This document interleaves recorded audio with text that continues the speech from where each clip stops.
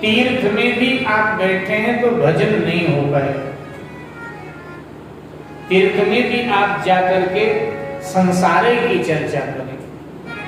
स्वभाव में भजन है तो आप कहीं भी रहें, भजन आपसे होगा। और स्वभाव में भजन नहीं है तो तीर्थ में भी भजन नहीं होगा। भजन का संबंध हमारे स्वभाव से, हमारे मन से है। अब भगवान के घर का वातावरण कौन सा ठीक है? तीन चंचल है भगवान के यहाँ। सागर चंचल, सागर आपने देखा होगा हमेशा ज्वार भाटा आता रहता, ऊंची नीची लहरें, क्या गर्जना करता है सागर। तो सागर चंचल। और सागर में जिन शेष जी की सैया है वो शेष जी कितने चंचल है, आप कल्पना कर सकते हो। जब एक फन वाला नाग इतना चंचल होता है तो 1000 फन वाला कितना चंचल होगा, आप कल्पना करें। तो 1000 फन, तो सागर चंचल, शेष जी चंचल, और जो चरण में बैठी हैं माता जी वो सबसे चंचल। उनका एक नाम ही है चंचला। जो आपके पर्स में है ना, बहन जी निकाल रही है पर्स में से, ये फिर शाम तक कल तक किसी और के पर्स में चला जाएगा, इसमें दूसरा आएगा। क्योंकि लक्ष्मी भी चंचल, आज आपके पास कल किसी और के पास चलते। कई लोग तो उस पे नोट पर ना नाम अपना लिख देते हैं। तो हम पूछते जी नाम क्यों लिख रहे हो? तो कहते कि इसलिए लिख रहे हैं कि शायद कभी जीवन में लौट कर आएगा मेरे पास नोट। हमने कहा नहीं आएगा, नहीं आता। लक्ष्मी इतनी चंचल, लेकिन इन तीन के चंचल में भगवान शांताकारम, आनंद से। एक संत जी विनोद में कहते हैं, भैया जब तीन चंचल तो फिर तो आराम से सो जाओ और कर भी क्या सकते हो, इसलिए आंख बंद कर दो। जब तीन चंचल घर में हो तो फिर आंख बंद करके ही रहना पड़ेगा भाई। एक महात्मा जी विनोद में ऐसा कहते हैं। तो भगवान शांता कारण, फिर भी भगवान शांत है। और हम लोग डनलप सैनम, फिर भी अशांता कारण है। अशांता कारण डनलप सैनम, डनलप के गद्दे पर नींद नहीं आ रही है, करवट बदलते हैं। ये नर में और नारायण में अंतर। भगवान के नाभि से कमल उत्पन्न हुआ और कमल से श्री ब्रह्मा जी का प्रादुर्भाव हुआ। ब्रह्मा जी ने कहा मेरे लिए क्या आदेश है? तो भगवान ने कहा आदेश है ब्रह्मा जी कि तुम तप करो। ब्रह्मा जी तप में संलग्न हो गए। उसी समय पुराणकार कहते हैं कि भगवान नारायण के कान के मैल से 2 दैत्य उत्पन्न हो गए, मधु और कैटभ। और मधु कैटभ ने ब्रह्मा को युद्ध के लिए ललकारा।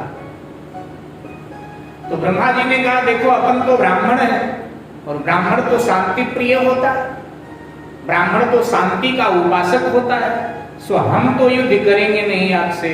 अरे युद्ध तो क्षत्रिय लोग करते हैं, ये तो उनका कार्य है। तो बोले कोई क्षत्रिय बताओ जिससे हम युद्ध करें। तो ब्रह्मा जी ने कहा नीचे देखो। भगवान सोए हुए, बोले वो तो सो रहा है, वो सो रहे हैं तो जाके जगा दो, वो युद्ध करें। अब थोड़ा इस पर विचार कर ले, फिर आगे बढ़े। विचार कर ले थोड़ा। मधु कैटभ का जन्म कहां से हुआ? कान के मैल से। अच्छा, अब भगवान अगर जैसलमेर के रेगिस्तान में सो रहे होते और फिर अगर ऐसा कहा जाता कि उनके कान के मैल से मधु कैटभ पैदा हुए तो शायद संदेह न करते लोग। वैसे शास्त्र पर संदेह नहीं करना चाहिए, लेकिन हम आप नहीं करेंगे। लेकिन कई लोग संदेह करते हैं, ये प्रश्न करते हैं कि जैसलमेर के रेगिस्तान में सो रहे होते फिर तो हम मान लेते कि भगवान के कान में इतना मैल की 2 राक्षस पैदा हो गए। लेकिन भगवान तो क्षीर सागर में सो रहे हैं, और वहां कोई नहाने धोने की कोई वो नहीं है कि नहाने धोने की सुविधा नहीं। इतनी लहरें आती होंगी, कान में थपेड़ मारती होंगी कि सब धुल जाए, तो फिर कहां से पैदा हो, मैल कहां से आ? और फिर उनका तो शरीर चिन्मय होता है, वहां मैल आने का क्या मतलब होता है? देवताओं भगवान का शरीर तो चिन्मय है, चिदानंद में देह तुम्हारे, ये मामला क्या है? ध्यान दीजिए। सत्य यही है कि मधु कैटभ का जन्म भगवान विष्णु के कान के मैल से, और भगवान विष्णु के कान के मैल से तो मधु कैटभ कभी पैदा हुए ही थे। हमारे आपके कान के मैल से भी कई बार मधु कैटभ पैदा हो चुके हैं, आगे भी पैदा होते रहेंगे। हमारे आपके कान के मैल ने भी कई बार मधु कैटभ को जन्म दिया है। मधु का अर्थ होता है मेरे भाई बहन मित्र, और कैटभ का अर्थ होता है शत्रु। मधु का अर्थ होता है मीठा, और कैटभ का अर्थ होता है कड़वा। अब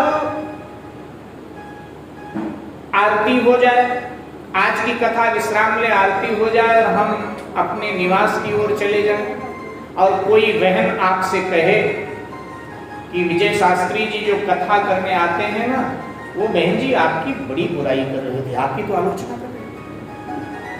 आपने कान से सुना ये बात, और जैसे आपने कान से सुना तो मेरे प्रति आपके हृदय में शत्रु का भाव जग जाए कि बताओ कथा कहने आते हैं कि हमारी आलोचना कर रहे हैं, हमने उनका क्या बिगाड़ा है? हम तो उनको सम्मान देते हैं, हमारी आलोचना कर रहे हैं। भले ही मैंने आपकी आलोचना न किया हो, क्योंकि मेरी क्या जरूरत है किसी की आलोचना करूं, लेकिन आपने कान से सुना और आपके हृदय में कैटभ का जन्म हो गया। और शायद किसी ने ये कह दिया कि जी व्यास जी तो आपकी बहुत प्रशंसा करते हैं, बहुत बड़ाई करते हैं। भले ही मैंने आपकी बड़ाई ना किया हो, लेकिन आपने कान से सुना और आपके हृदय में मेरे लिए मित्रता का भाव जग गया, अच्छा प्रेम का, श्रद्धा का, भक्ति का भाव जग गया। यही है मधु का जन्म होना। हमेशा मधु कैटभ कान के मैल से ही पैदा होते हैं। अनेकों बार आपके कान ने भी मधु कैटभ को जन्म दिया होगा, और अनेकों बार हमारे कान ने भी मधु कैटभ को जन्म दिया। मेरे भाई बहन, भगवान को जगाया कि हम युद्ध करेंगे, तो भगवान विष्णु उठे और युद्ध करे। लंबे समय तक युद्ध चला। कितने वर्षों तक चला? तो लिखा है समर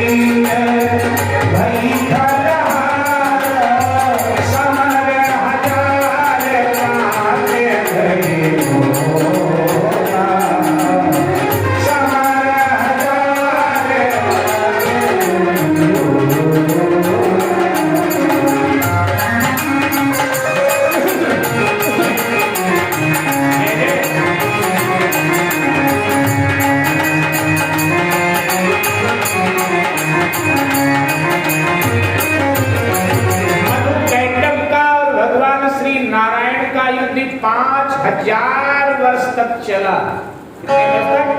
5000 वर्ष। अच्छा सामने देखिए क्या हो रहा है, वर्षा हो रही है, तो थोड़ी देर राधा जी को बुला लो।